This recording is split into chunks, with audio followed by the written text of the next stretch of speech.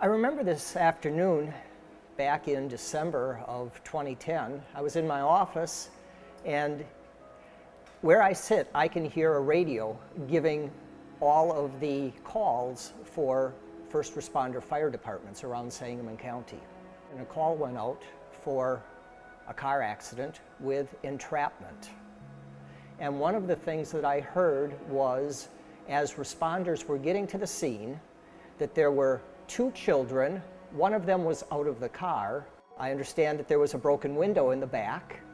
And with that, Brooklyn was in a booster seat, I believe, able to get out of her seatbelt, out that broken window, and with her mother's encouragement that she knew the area, this was not that far from home, that she needed to walk down the road if she felt she was capable of doing that in order to get help for her mom. With her mother's encouragement, I understand that Brooklyn set off, and it took maybe 10 minutes before she came upon the first driver on that rural road. But that circumstance of a little girl walking by herself was enough to get that driver to recognize there was something unusual going on. He stopped. She delivered that message that her mother wanted her to carry out, and the 911 call was placed. A young girl, so young, doing what she did for her mother and her brother. I say it is unique. I say it is an act of heroism worthy of being recognized. We were at my mom and dad's in New Berlin, and we were getting ready to go home. It was misting a little bit, not too much rain. We were supposed to get a lot of rain, so we were trying to get home before it rained. Out of nowhere, hit a patch of black ice and lost control of the car. It flipped over, and we hit a ditch, and then it rolled over 2 or 3 times. And I think the first time it rolled over, my door popped open.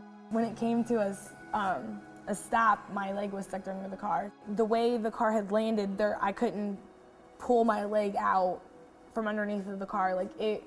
The frame of the car was even bent where my leg was at. So there was no way I was getting out without someone calling 911 to help us. Well, at first when the car stopped, both the kids actually were screaming and crying and freaking out. And I kind of had to do the slap of reality thing. The only thing I could reach was her leg, so I just popped her leg so she would focus, get her attention, because she was screaming. I couldn't get her to stop, and I was, Brooklyn, stop, and told her, I was like, Mommy is stuck under the car. I'm gonna unbuckle your seatbelt. Her window had busted out, so I was like, I need you to crawl through the window. I need you to go. I was like, did you see that big house down the road? And she said, yeah. And I said, I need you to walk down to the house, tell them that your mommy and you and your little brother just got into a car accident and mommy's stuck under the car. They need to call 911.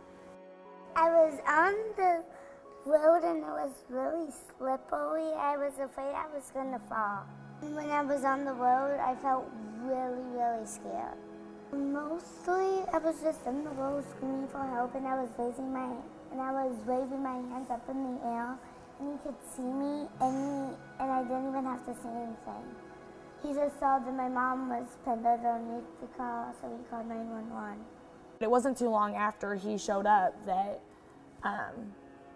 that New Berlin's fire department and EMS showed up. I don't know many kids that would leave their parents like that to go get help. So I was impressed that she held it together to go get us help, because without her, I don't know what would have happened. If she wouldn't have gone out and got help, I could have lost a leg or had a broken leg or Could have froze. died. So she's my hero, because she saved me and her brother. So without her, I don't know that I would have gotten off as lucky. So I'm a little hero, and I'm always going to be.